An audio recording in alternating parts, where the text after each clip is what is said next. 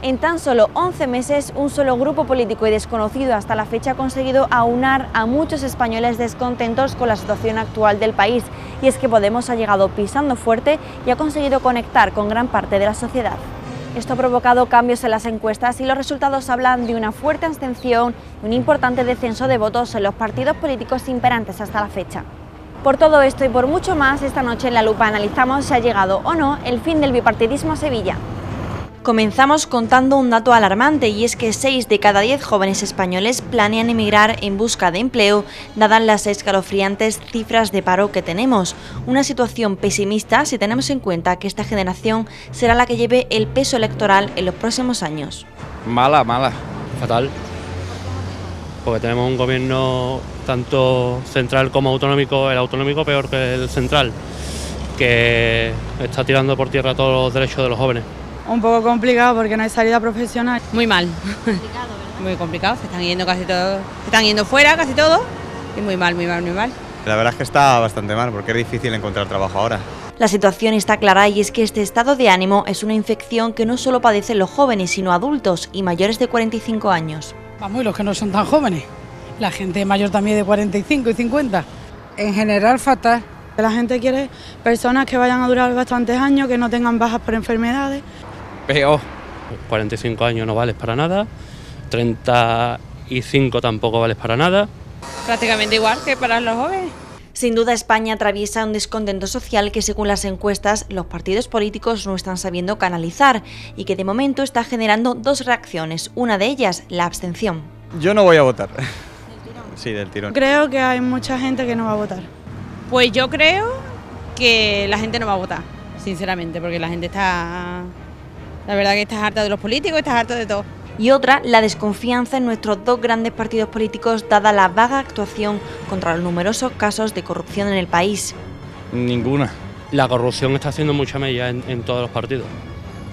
Lo cierto es que los medios de comunicación y especialmente las tertulias de televisión han colocado en la palestra el murmullo de la calle, poniéndolo en rostro nuevo una figura joven con el pelo largo y con coleta que los ciudadanos hasta ahora no están acostumbrados a ver en el panorama político. Yo creo que Podemos puede llegar. Yo pienso que Podemos no debe de salir ni por asombro, porque Podemos es totalmente anárquico y no puede salir nunca, jamás en la vida. Se supone que sí, pero yo no me lo creo, hasta que no lo vea. Sí. Experiencia y estructurarse, eso hace falta, porque son muy jóvenes y necesitan una estructura para poder sentar unas buenas bases. ¿Pero qué hay de cierto en estos sondeos? ¿Dónde acaba la llamada intención de voto y comienza el voto electoral real? Hombre, sí, es verdad que a los corruptos lo va a dar lo que se merecen, sí, y después si va a dar puestos de trabajo y va a crear lo que ellos están diciendo, pues me parece bien. Yo voto por PSOE. Mucho hablar, pero luego tiene que demostrar, ¿no? PSOE y PP, porque se lo repartan entre ellos. Todo esto son solo algunas de las opiniones de los sevillanos, pero ¿y tú? ¿Qué te crees de un panorama político empañado de corrupción, sondeos tempranos, encuestas y nuevos líderes sociales? Esta noche, el supuesto fin del bipartidismo en España, Andalucía y Sevilla, analizado con lupa. Pues saludos y muy buenas noches a todas las personas que os estáis incorporando ahora a este debate de La Lupa, que hoy pone el punto de mira en el fin del bipartidismo. Hemos tenido durante una hora un cara a cara con Juan Espadas, que es la persona que desde el partido del PSOE se quiere convertir en el referente de todos los sevillanos como alcalde de Sevilla dentro de las próximas elecciones. Daba un titular interesante, y era que, aunque ellos no se quieren posicionar, Podemos es un partido de extrema izquierda, el radicalismo, uno de los temas que hemos empezado a debatir en esta mesa y que les vuelvo a presentar a los contertulios que les anunciaba antes de irnos a la publicidad. David López Rollo a mi izquierda. Muy buenas noches, David López Rollo. Buenas noches. Para mí es un placer tenerlo aquí como contertulio. Como saben, es el director general del Grupo Multimedia de Morera Vallejo Comunicación, maestro de periodistas donde los haya, Juan Luis Manfredi, director del Máster en Comunicación Institucional y Política de la Universidad de Sevilla. Gracias, Eli. Muy buenas noches. Buenas noches. Juan Luis, estamos celebrando nuestro 115 años más uno, y el Correo de Andalucía, pues la verdad es que tener referentes como usted en esta mesa hace mucho por la credibilidad y sobre todo porque ha visto con nosotros cómo hemos ido evolucionando, con lo cual vamos a más y usted participe de ello. Muchas gracias. Gracias de verdad. Y nuestro jefe de local, César Rufino. Muy buenas noches, César. Buenas noches, Eli, ¿qué tal? César, que esta mañana lo han podido ver también por las calles de nuestra ciudad, porque hemos presentado un periódico que sin duda para nosotros es un orgullo, El Correo de Andalucía, que a partir de hoy estrena una nueva andadura, pero se lo contaremos luego. La primera pregunta que quiero lanzaros a la mesa, sin olvidarme de presentar a Chantal de la Cruz. Buenas noches, Chantal. Buenas noches, Eli. Como te he visto en el reportaje, diga, Chantal, que se me queda Estoy aquí. estoy. La primera pregunta que os quiero lanzar. El hecho de que Podemos no se sitúe políticamente, que diga que somos neutros, que no estamos ni a la derecha ni a la izquierda, sino que sumamos los descontentos, ¿es una artimaña política? ¿Eso le va a pasar factura? ¿Es positivo? ¿Es negativo? Y empezamos por la persona que nos viene fuera de la casa, Juan Luis Manfredi, como analista político, ¿cómo lo ve usted? Bueno, a ver, Podemos nace del 15M, que es decir, de ese movimiento de descontentos y tal, que tratan de organizarse. El profesor Iglesias, porque eso es un profesor aplicando un capítulo de su libro, por cierto, organiza los descontentos y pone en marcha un mecanismo que acaba por conseguir 1,5 millones de votos, 1,5 millones de votos para unos puestos en el Parlamento Europeo. En unas elecciones que hasta ese momento en España se valoraban como de segunda o de tercera división y que de repente cobran una dimensión extraordinaria porque visualiza que ese descontento de extrema izquierda o de izquierda hasta parlamentaria, por decirlo de alguna manera, es decir, que no se sienten representados por Izquierda Unida, pues se organizan de otra manera y tratan de encontrar un camino hacia la consecución del poder político, no ya en Europa, sino en nuestro país, ¿no? Que lo consigan o no, pues va a depender de una serie de factores. Desde luego tienen una imagen magnífica y magnificada, que da la impresión de que van a ganar las siguientes elecciones en cuanto que haya alguna, no las locales, donde no se van a presentar como tal grupo, sino a lo mejor en organizaciones más pequeñas o con sus miembros y tal, pero no bajo la marca, por así decirlo, sino las elecciones del año que viene, ¿no? Del año y medio posterior, ¿no? En esas elecciones, bueno, pues no sé lo que harán, pero conviene recordar que aquí para gobernar hace falta tener 11 millones de votos, es decir, 10 veces más de los que tiene en este momento. Y que todo lo demás significa gobernar en coalición con alguien, porque si no, no es posible. Es decir, como no tenga más de 200 diputados y un centenar de senadores, pues no se pueden cambiar las leyes, que es como se gobierna en democracia, creando una estructura jurídica que permite avanzar una sociedad en una dirección o en otra. Si no es así, pues lo que hará será, como se dice, en otro partido del arco parlamentario. Un arco probablemente más dividido que el que ahora conocemos y con una izquierda quizá ya no representada por Izquierda Unida, sino por Podemos, ¿no? Así es como yo lo veo.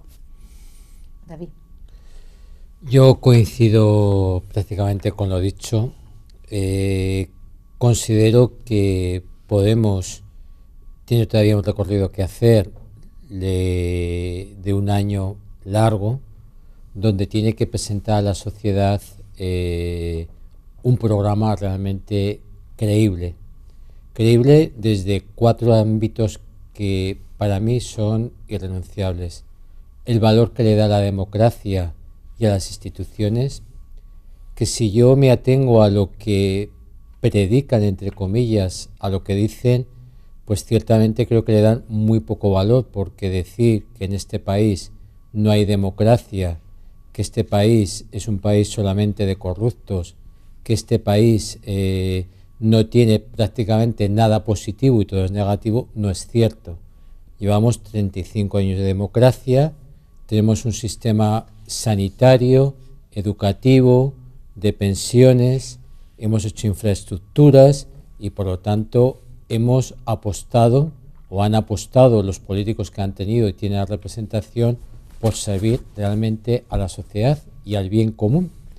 En segundo lugar, tienen que ser capaces de articular un discurso creíble económicamente. Si yo me atengo a principios en los cuales yo creo mucho, también por mi formación y por mis principios, pues yo hablaría, por ejemplo, de Christian Ferber, que es una persona, un icono en la economía del bien común. Y él dice que ciertamente no se puede gobernar un país ni se puede gestionar los servicios exclusivamente pensando que tiene que ser una gestión pública. Es más, él considera que lo público a veces es un desastre en gestión y que lo que hay que hacer es interaccionar entre lo público y lo privado sensatamente. Lo dice una persona con un rigor académico y con un reconocimiento importante, por cierto, bastante desconocido en la izquierda en general de este país. En tercer lugar, después de tener un programa político desde el punto de vista económico creíble, yo creo que tienen que mostrar la capacidad de reconocer que tenemos una historia. Alguien que lo que pretende es decir que no existe nada anteriormente, pues creo que es bastante negativo. Además, no creo que la gente al final creamos en esa fuerza, porque yo tengo una historia, ellos también tienen una historia, y gracias a esa historia somos lo que somos. Y en cuarto lugar, no puedes afianzar un discurso desde el punto de vista de la corrupción. No es cierto. En este país hay muchos concejales, muchísimos políticos muy comprometidos que ponen dinero de su bolsillo directamente. Entonces, yo creo que tienen que mejorar mucho y nos tienen que demostrar que estos 4 puntos tienen una validez en nuestra vida social. Y César, desde ese discurso también más cercano a la calle, ¿cómo analizas la situación? Es cierto que la realidad no para de dar motivos para pensar que Podemos va a ir a más. La actualidad es una actualidad judicial. Los grandes temas de apertura que imperan en los medios de comunicación pasan todos por los jueces, pasan por la corrupción. Evidentemente, lo ha dicho nuestro director, la política es mucho más que eso. Y los políticos son mucho más que eso. No es solo corrupción, pero sí hay mucha corrupción. Los partidos han tenido desde el 15M, los partidos consolidados, los grandes partidos, desde el 15M famoso, para reciclarse, para depurarse y para corregir esa situación, y no lo han hecho. Y a día de hoy han creado un caldo de cultivo inmejorable para que esta formación progrese hasta unos extremos que ahora mismo es difícil calcular. Yo no le veo techo a Podemos. Cierto es también que hay que darle gracias a esta formación política, aunque solo sea por una cosa, y es por haber zarandeado la política de tal modo que las grandes formaciones hayan recapacitado y hayan visto cuáles son sus lagunas, hayan visto cuáles son sus defectos, qué cosas tienen que corregir. Ahora que estaba comentando eso, César, es interesante cómo, por ejemplo, uno de los titulares de la jornada en la prensa del día de este miércoles 26 es que sectores del PSOE cuestionan a Pedro Sánchez por imitar a Izquierda Unida y a Podemos por esas críticas internas por corregir la reforma constitucional de Zapatero. Se está extendiendo y lo lanzo aquí, y ya lo que me gustaría es que ustedes hablarais y debatierais, no ninguno como director y otro como jefe, sino como 3 con Tertulio, 4 con Chantal, en el que Podemos está generando, es verdad que está movilizando las conciencias de los partidos políticos, pero se está imitando ese discurso nihilista de no estoy ni en derecha ni en izquierda, sino en un centro que realmente no es centrado. Lo lanzo. Mire, a ver, no me parece justo decir que no está pasando nada. Efectivamente, Podemos ha convulsionado el sistema y se han arremangado los 2 grandes partidos. En el PSOE ya no queda ninguno de los anteriores en la directiva y están haciendo su propia catarsis. En Izquierda Unida lo mismo, lo que pasa es que tienen que combinar eso con el salvavidas antes de hundirse definitivamente, porque lo están pasando muy mal.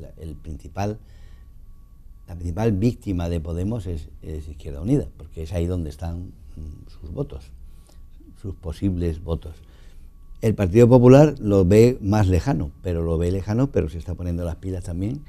Y por otra parte, no está mal recomendar o recordar que en ninguna crisis relacionada con la lucha contra la corrupción, el partido del gobierno, el que sea y en cualquier lugar, se ha quedado al margen. Es decir, esto no está pasando, esto que está pasando no pasaría si el gobierno no quisiera que pasara. No es que yo diga que el PP lo está dejando, no. Pero a lo mejor es porque yo soy viejo, yo he visto tapar cosas tremendas y tapar se puede tapar. El partido del gobierno tiene poco ¿No se quiere tapar? Pues muy bien. Tiene poco que evitar el partido del gobierno, en tanto que en el reportaje con el que abríamos de Chantal, magnífico, queda clara la clave de todo este asunto, que es que la confianza del español se ha hecho trizas, está destruida. Sí, sí.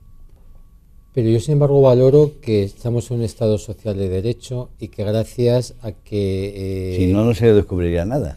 Y que gracias a que eso está funcionando, realmente tenemos la gran suerte de ver que existen prácticas poco éticas. Yo considero que el tema de la corrupción no es un tema solamente de los políticos. En este país, como sociólogo, sabemos que en torno al 8% de la población somos sujetos, desde luego, de actuar con corrupción. Yo preguntaría a muchos conciudadanos que cuando han pagado facturas se les han pagado con IVA o sin IVA, porque eso también es corrupción. Ciertamente el icono de Podemos, pues bueno, se está cayendo, pero cuando tú actúas y resulta ser que tienes un trabajo con el que no cumples y además cobras por otro lado, pues ciertamente da la impresión como que está en el ADN de ese 8%. Entonces, a Dios gracias, lo que no podemos hacer es, yo creo que es un fallo, y los medios de comunicación tenemos mucha responsabilidad en esto, trasladar a la opinión pública que eso lo general. Mire, lo general no es eso. La vida son muchas más cosas. La vida es el compromiso de muchas personas en el día a día. La vida es la lucha de muchos emprendedores que están intentando poner un negocio en marcha. La vida es también la implicación de muchos jóvenes que desde luego no están representados por determinados movimientos. La lucha también es, o la vida es, el tejido asociativo positivo, constructivo. Entonces, el problema es que en los medios de comunicación creo que estamos trasladando a la opinión pública algo que no es absoluto, es totalmente relativo.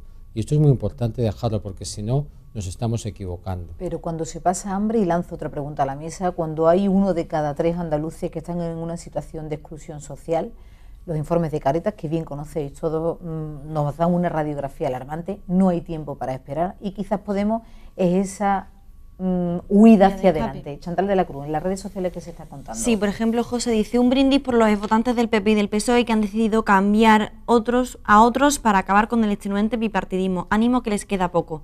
Sonia: lo dije con monedero y lo repito hoy. Podemos acabará o no con el bipartidismo, pero no con el machismo. Ana: el bipartidismo ha sido una estafa planificada y bien organizada. Son títeres al servicio de los poderes y no del pueblo. La verdad que es que opiniones hay y de todos los colores, pero es con lo que yo me he encontrado en la calle cuando he hecho el reportaje.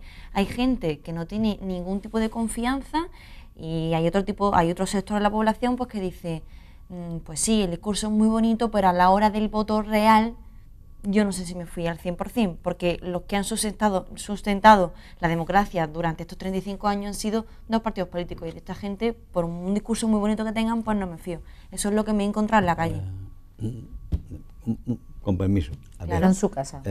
Nada más que estamos hablando de bipartidismo, está en todos los medios. Aquí no ha habido nunca bipartidismo, porque ha habido 12 o 14 partidos en el Parlamento y siempre han gobernado uno u otro con la ayuda de otros. Partidos nacionalistas, por ejemplo, ¿no? Es decir, aquí lo que ha habido es un duopolio, es decir, 2 grandes partidos sin los cuales es imposible gobernar. Pero un bipartidismo es cuando solo hay 2 y no hay alternativas. Aquí ha habido alternativas y sigue habiendo alternativas. En este momento hay, si no recuerdo mal, 16 grupos parlamentarios en el Parlamento Nacional, y en el Parlamento Andaluz no sé exactamente cuántos, 3 o 4 también. Así que eso, y hay que ser preciso a la hora de hablar. ¿Que la gente está enfadada? Pues obvio, eso es evidente, y negarlo sería una estupidez. Y los 2 grandes partidos, además, se han dado cuenta de que no pueden ignorarlo y, como he dicho antes, se han puesto las pilas. Otra cosa es que a ver qué es lo que hace la gente luego. Pero vamos, el escenario futuro que yo imagino es con 2, 3 o 4 partidos en el Parlamento controlando, digamos, la marcha general de la política, en forma, más que ahora, de alianzas. Estamos acostumbrados a alianzas de 2, quizá tengamos que ver de 3 o de 4 o de sabe Dios. El profesor lo has dicho muy bien. Este país, eso es un error, es decir, no ha habido nunca un bipartidismo al uso, porque el gobierno, la primera vez que gana las elecciones, el Partido Popular necesita el apoyo de los nacionalistas. El Partido Socialista ha gobernado con Zapatero con el apoyo efectivamente de otra serie de partidos políticos. Es un error pensar, es una equivocación terrible. Lo que sí es cierto es que ha habido un favoritismo desde el punto de vista, cuando han gobernado cada uno en su parcela, de determinados medios de comunicación hacia sus formaciones políticas, pero ha existido yo como sociólogo es mi gran, o sea, yo veo a Alemania y digo, bueno, Alemania son capaces de ponerse de acuerdo los socialistas y los demócratas cristianos. Aquí eso es imposible. Ciertamente, si se hubieran puesto de acuerdo desde el principio, ciertas situaciones nacionalistas yo considero que ni siquiera se podían haber dado, y sin embargo se han dado por la falta de acuerdo.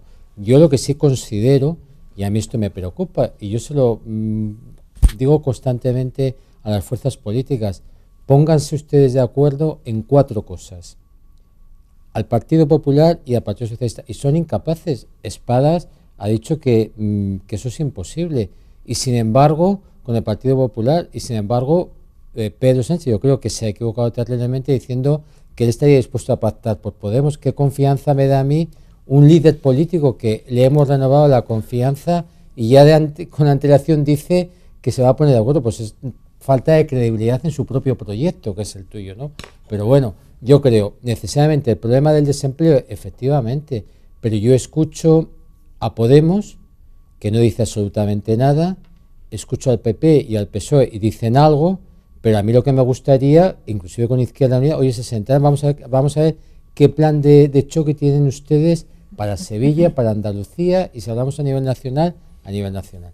Y ese es el problema, que no se ponen de acuerdo. Quiero recuperar unas declaraciones de Rafael Mayoral de Podemos y del defensor del pueblo de Andalucía, que estuvo la semana pasada aquí con nosotros, Jesús Maestu, haciendo una valoración de el fondo y la forma. Vamos a retomarla.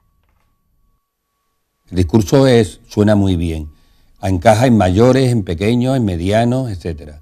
Ha articulado una masa muy descontenta, muy agria, muy dispersa. Ha tenido el valor de que esa mayoría social la quiere poner en la mesa para que, juntos entre todos, participemos en darnos unas reglas que evite esa corrupción, que evite, digamos, la manera de hacer política lejana, de que vote la gente y le dejemos a ellos que hagan realmente lo que sepan hacer. Hace falta pasarla a los hechos, articular un programa. Después se darán cuenta que la garantía de servicios de ingresos mínimos son para la gente que estén necesitada y en exclusión.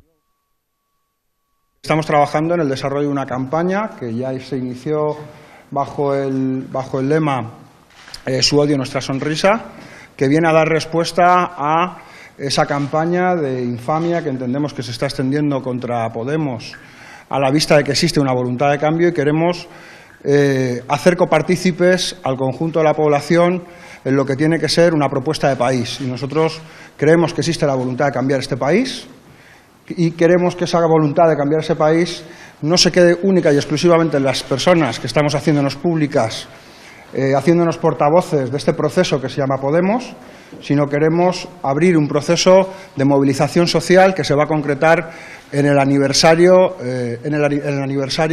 de la Constitución de Podemos. César, que te has quedado ahí escuchándolo. Desde luego el lema Su odio, nuestra sonrisa, cuanto menos, a mí me dice, fuerte, no me gusta, ¿no? Me parece que va a la provocación, que está bien, la provocación está bien como elemento de reflexión, pero creo que ahí se han equivocado. No obstante, el profesor Manfredi decía hace unos minutos que ve peligrar Izquierda Unida en este nuevo juego de intereses políticos, de fuerzas políticas. Yo creo que Izquierda Unida ha hecho una jugada magistral, concurriendo al menos a nivel municipal con Ganemos, y a ver qué pasa a otros niveles más adelante, y que por ahí puede haberle dado un vuelco a la historia y hacer que de verdad quien vaya a pagar el pato de esta historia sea el Partido Socialista Obrero Español. Porque, por cierto, quienes tenemos memoria, recordamos qué votó la gente en 1982. Y la gente en 1982 votó lo que va a votar en 2015, que es ilusión. Insisto de nuevo en el vídeo de Chantal, en la confianza del ciudadano hecha trizas. Ofrecen ilusión. España siempre vota ilusión. Siempre vota ilusión. Votó no a la OTAN, votó a Felipe González, votó a Zapatero contra todo pronóstico, bien vale que fue después de una circunstancia muy dolorosa, ¿no? El atentado de Madrid. Pero siempre que puede se agarra a una ilusión. Y esto es muy poco racional, esto que estoy diciendo es muy poco racional, pero funciona. A ver, y podemos decir, y termino, que esto es un duopolio o que esto es un bipartidismo o que es lo que sea, pero los turcos están a las puertas de Bizancio y van a entrar. Y podremos matizar las definiciones y podremos decir lo que debe ser o lo que no debe ser, pero tenemos que pararnos a ver lo que es. Y lo que es un movimiento efervescente, ciudadano, de raíces ciudadanas, basado en la ilusión, en una época de gran tribulación política. Yo lo que te iba a decir es que de esta lista de ilusión se te ha olvidado la mayoría absoluta del PP. ¿Y es verdad? 2 veces. O sea que la ilusión puede ser de izquierda y de derecha. De hecho, cuando puede, vota ilusión. Cuando puede. Y esta vez puede. Sí. Yo estoy de acuerdo con el argumento básico que estás explicando, de que la ilusión es muy importante y de que hay mucha gente enfadada a la que le ilusiona la idea de que alguien venga y lo cambie todo. ¿Vale? Lo que pasa es que falta mucho tiempo y la realidad se irá imponiendo. ¿En qué consiste la realidad? En que la lucha contra la corrupción empezará a dar resultados y alguien podrá decir fuimos corruptos, pero hemos rezado las 3 Ave María y ya hemos sido perdonados. Sí. Pero antes decía nuestro director una cosa que bueno, es cierta, pero que puede admitir un matiz, y es que no se perdona la corrupción. Bien, no se perdona la corrupción, no. Más allá yo diría, no se perdona la tolerancia con la corrupción, porque todos los partidos, los que vengan, los nuevos y los futuros, tendrán personas corruptas en su seno. Nadie puede garantizar que va a estar libre de eso. Lo que la gente pide es que las fuerzas políticas, los dirigentes, las estructuras de los partidos, no sean condescendientes con eso. Sí, estoy de acuerdo. Y es lo que van a castigar, la condescendencia con la corrupción, no la corrupción. Yo de todas formas difiero de mi compañero César, porque el momento sociológico es distinto el año 82 al momento que estamos viviendo actualmente. Los que votamos en esa época, yo ya tengo mis años, vivimos un periodo final y bueno, y desde el punto de vista político, pues cada uno de sus compromisos seguramente, pues yo he pagado muchos carteles, ¿no?, en favor de una formación política. Pero creo que este no es el momento, porque la gente que tenemos actualmente, los jóvenes, son diferentes. Y es un tema, para mí no es ilusionante hablar de la corrupción, para mí ilusionante sería, y yo creo que es el reto que le estoy lanzando a Podemos y que me gustaría tener realmente, porque creo que el sistema democrático les ha permitido existir, porque si no, no existirían, y lo que me gustaría realmente ver, más allá de las 4 frases que dicen, cuál es su programa, es decir, cuál es su compromiso, y yo no lo veo por ningún sitio. Entonces, votar corrupción no es ilusión, es decir, es verdad que en este país votamos con la pasión más que y con el corazón más que con la razón. ¿Por qué? Pero esto es así. Normalmente nos movemos el 80%. Yo siempre digo a mis alumnos en la universidad, pero ¿os habéis leído el programa político? Ninguno se lee el programa político, votan las tradiciones, los amigos. Hombre, yo creo que lo que tenemos que hacer los medios de comunicación realmente es, aceptando que todos tienen una posibilidad, oiga, vamos a trabajar no con la ilusión ni con el titular de la noticia, sino con la razón, porque si no nos estamos equivocando. Sí, es verdad todo lo que dices, pero no podemos olvidar que la publicidad existe por algo. Es decir, la persuasión a través de lo visceral y a través de lo emocional, más allá de lo racional, funciona. Funciona para vender cualquier cosa, para vender una lavadora, para vender una idea política, para vender lo que sea. Y esa estrategia está funcionando, yo creo que está funcionando muy bien. Aparte, tal vez no sea votar corrupción, es votar contra la corrupción. Eso sí me puede parecer ilusionante. Hombre, yo lo que creo que el éxito de Podemos, desde el punto de vista de organización política, es que la típica lucha izquierda-derecha, que ha significado por la vida política del país desde que tenemos democracia, está consiguiendo sustituirla por arriba y abajo. Nosotros los pisoteados, los destrozados por el sistema y tal, y ellos, la casta, no solo los ricos, no solo los ricos, sino los que pueden pisar, pisan. Nosotros somos los pisoteados. Este argumento que los simplistas no, el siguiente escalón, pues funciona. E ignorarlo sería un absurdo. Funcionar funciona. Por eso, lo que a mí me llama la atención como observador es que tanto la derecha como la izquierda siguen en una pelea que no es la que se está... Efectivamente. Que no es la que está en el terreno de juego. En el terreno de juego hay otra. Es nosotros, ellos, arriba, abajo, etcétera, que ha sustituido a lo de la izquierda y la derecha. Hay gente cabreada en los dos lados y estos señores han sido capaces de aglutinarlo. ¿Cuánto durará esto?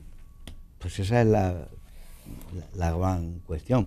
Personalmente, en fin, quizá por experiencia, sé que el paso del tiempo es tremendo. Es decir, las mejores ideas se van erosionando y pues quién sabe en qué quedará esto. Y luego viene pues una cosa muy, muy pragmática, y es que en las siguientes elecciones, o en las que sean, seguirá vigente esta ley electoral. Y con esa ley electoral en la mano, o tienes 10 millones de votos, o no gobiernas.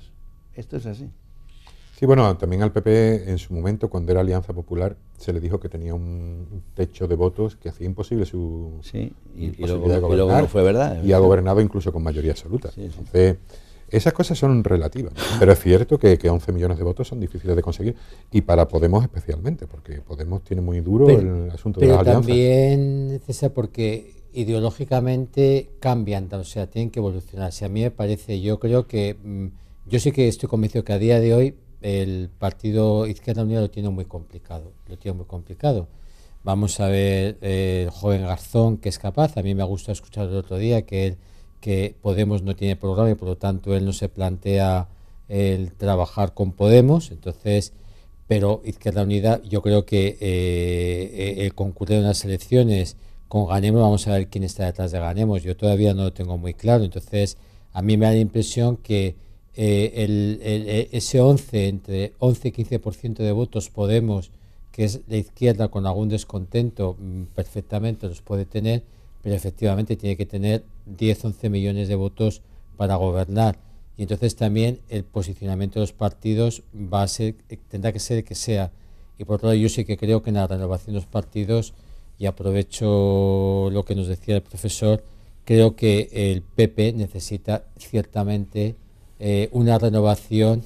¿Por qué? Pues porque los casos de corrupción, desgraciadamente, al final te terminan, aunque tú no hayas participado, pero te terminan afectando, y entonces deberá de plantearse si de determinadas figuras pueden seguir siendo iconos para que la gente les votemos o les voten. Entonces, de verdad, si no lo hacen, se equivocan. Y yo siempre digo, ciertamente, si ellos siguen como siguen, sin entenderse, pues otros les está colando. ¿Hasta qué techo? Pues es así, es así. Chantal de la Cruz, un segundo, que quiero, César, darle la voz a las personas que nos están siguiendo ahora mismo desde las redes sociales. Os traslado a través de @lalupactv los comentarios que nos van llegando, pero la verdad es que yo no tengo ni idea ahora mismo de cómo cuál va a ser la situación realmente cuando lleguen las generales, ni las municipales, ni nada. Lo que pasa es que en los medios llega un punto que dice: no sé de qué manera contar el descontento, porque yo es que no hay día que no hablemos de un desahucio, de 1 millón de personas en Andalucía en exclusión severa, y de datos alarmantes, porque es que hace nada, hace dos o tres semanas tuve que ir precisamente a una orden de desahucio de los pajaritos aquí en Sevilla. Este fin de semana un caso de una mujer con 85 años en Vallecas, y los casos, la verdad que la situación ha tocado fondo y bueno, será una de las causas por la que hay este nuevo partido. Os traslado, José dice: del bipartidismo al tripartidismo del PP, PSOE y Podemos. España solo es gobernable si pactan dos y no lo veo.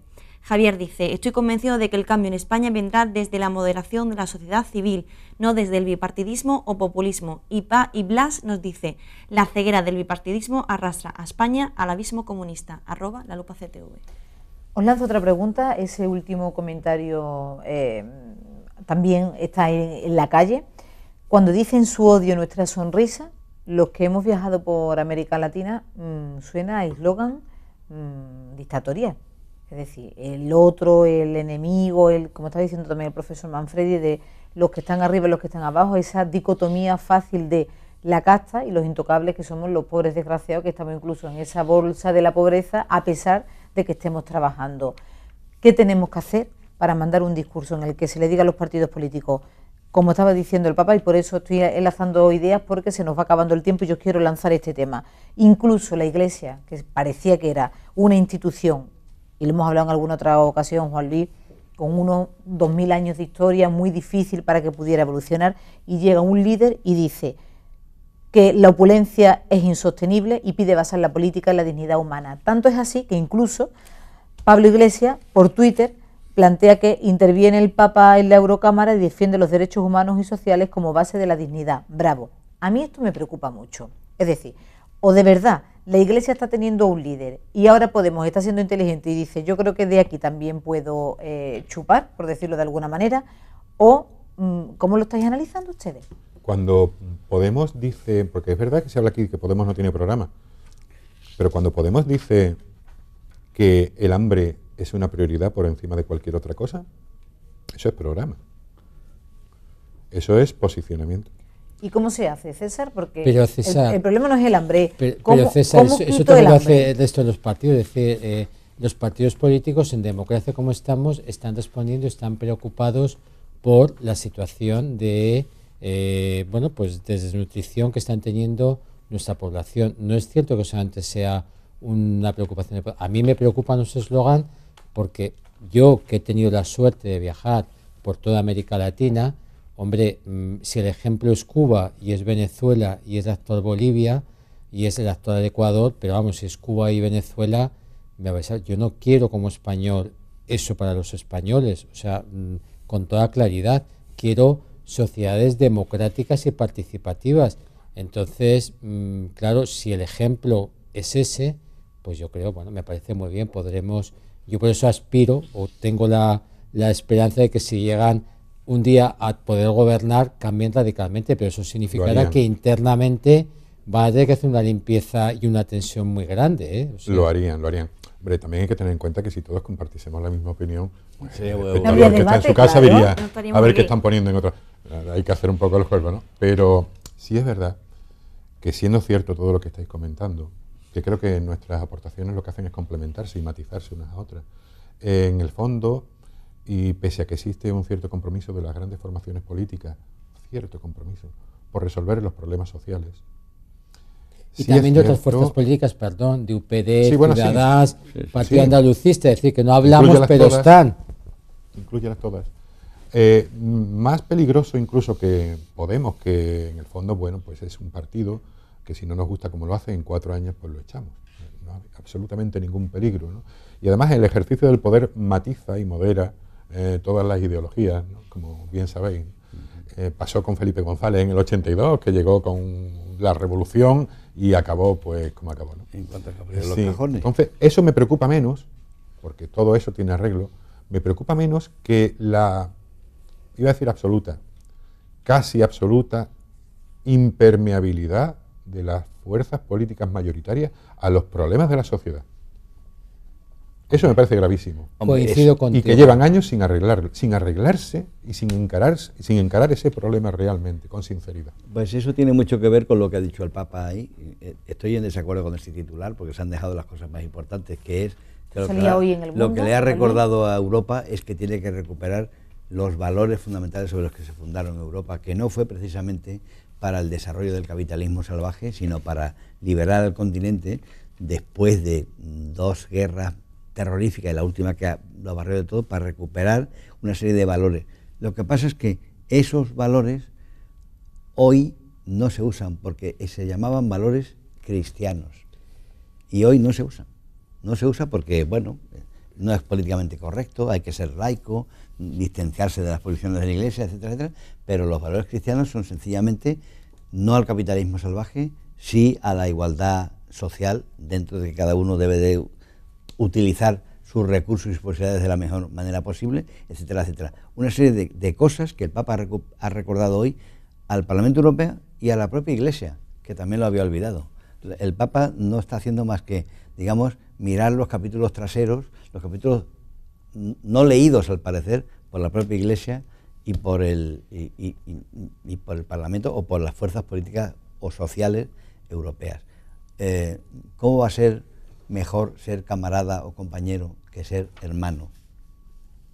Ser hermano es el top, es el ayudarte unos a otros. Ese mensaje está más que olvidado y lo que ha hecho el Papa es recordarlo.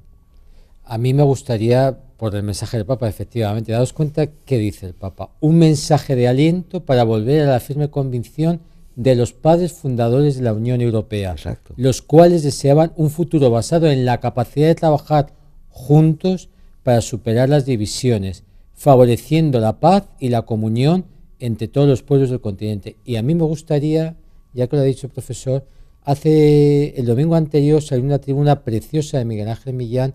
¿Por qué se quiere ocultar la doctrina social de la Iglesia? Yo siempre digo que no hay programa político más comprometido, más progresista, más implicado con la sociedad y al final, porque nos lleva a trabajar conjuntamente. Y yo vuelvo a preguntar a los políticos si quieren subsistir el Partido Popular y el Partido Socialista y los otros. Señores, si no son capaces de trabajar juntos, tienen un problema muy grave y lo tenemos los ciudadanos.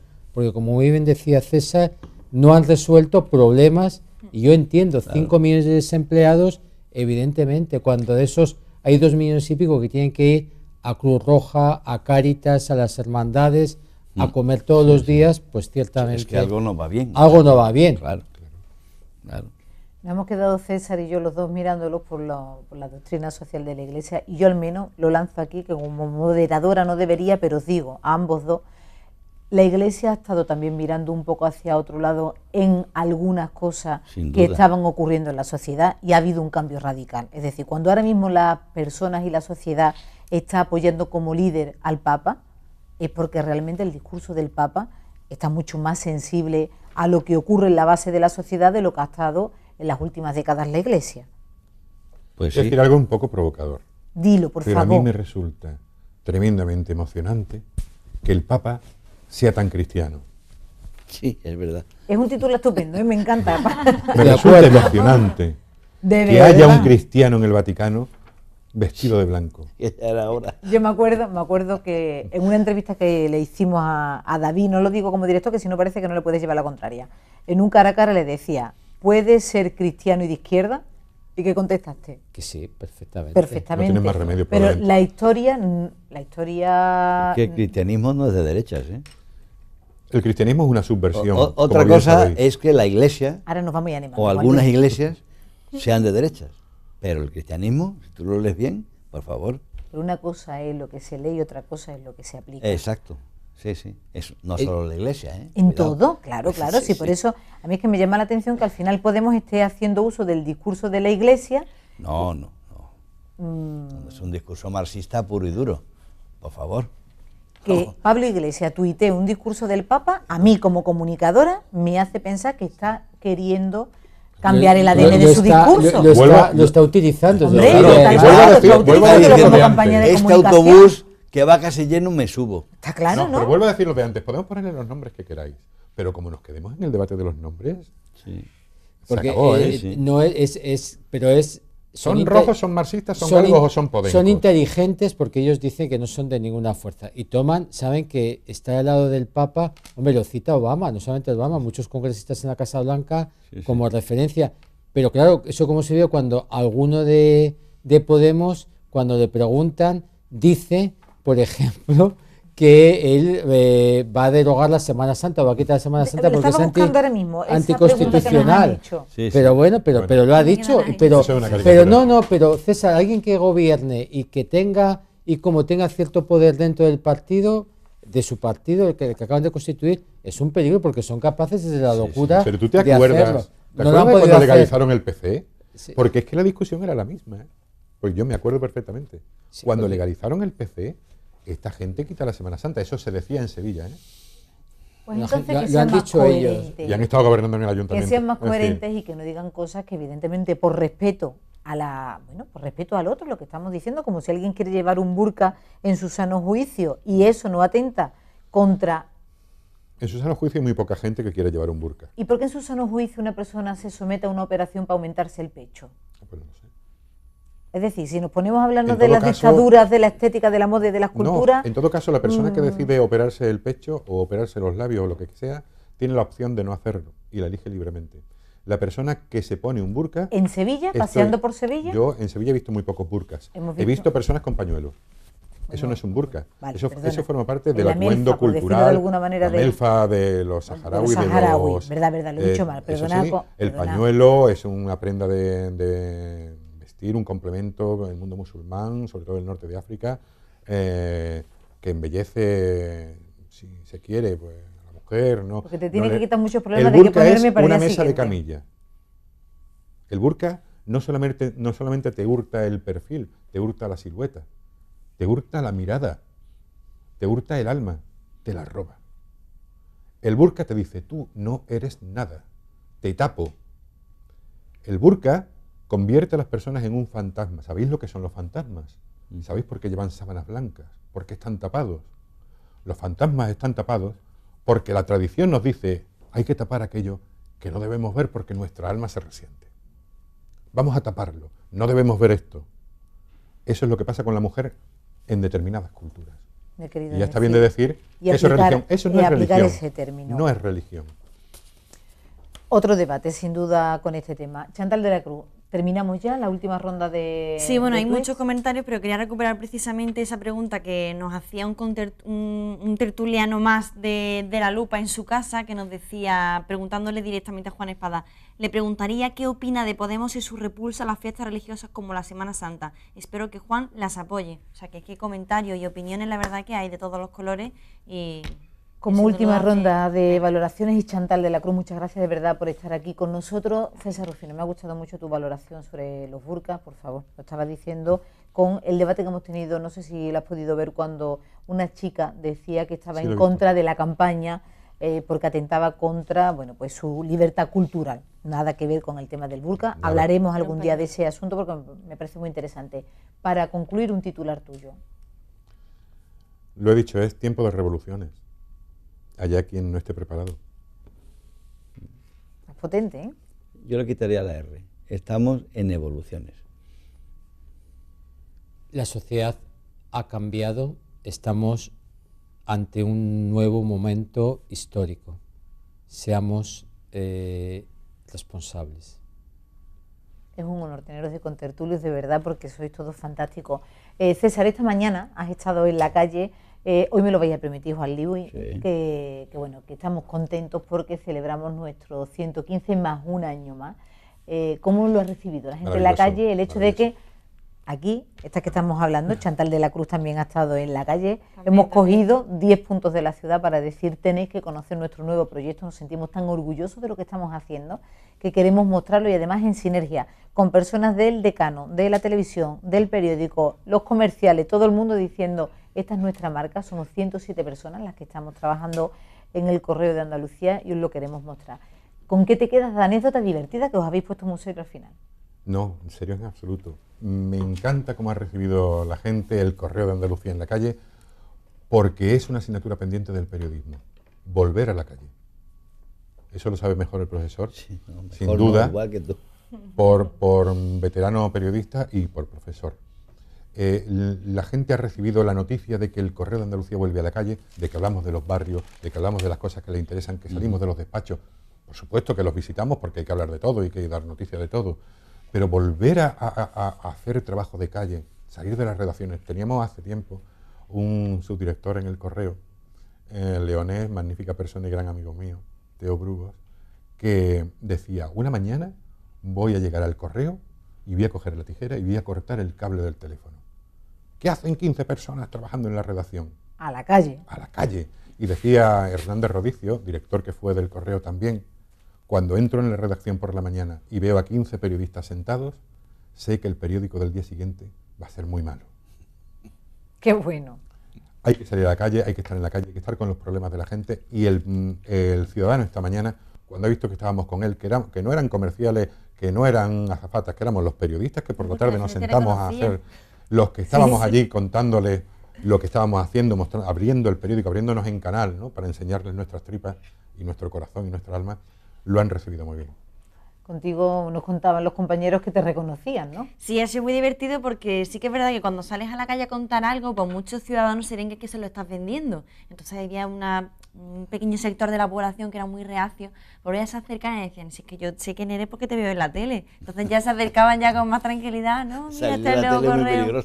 Hombre. Claro, pero ya era como una figura más de confianza. Bueno, no me lo va a vender, venga, no sé cuánto. Y genial, la verdad que la gente es muy amable. Pues muchísimas gracias a los 4 por estar aquí con nosotros. Vamos a terminar con todos esos sevillanos. Es un homenaje que os hacemos desde La Lupa a todos y cuantos habéis parado 20 segundos, 5 minutitos, nos habéis invitado a algún que otro café, porque la gente pasaba y decía, ¿queréis un cafelito? ¿Os traemos alguna cosa? A todos los que estáis creyendo en que el periodismo también se puede renovar, se puede acercar más a la calle, os está escuchando, nosotros os escuchamos. A los que tenéis fe en que las cosas pueden cambiar, pues para todos ustedes este es nuestro especial homenaje. Ha sido un placer, la semana que viene mucho más. Hasta luego.